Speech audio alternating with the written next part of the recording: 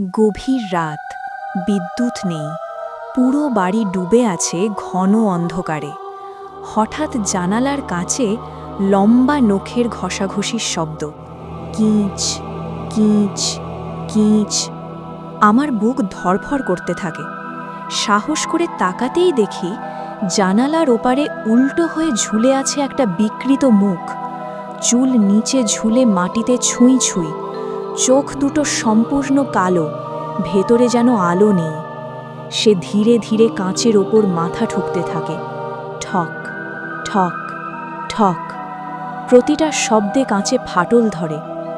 হঠাৎ সব শব্দ থেমে যায়, বাইরে কিছু নেই।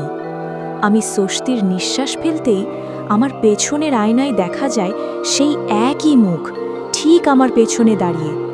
আর আমার কানে বরফ ঠান্ডা নিঃশ্বাস, জানালাটা খুলে দাও।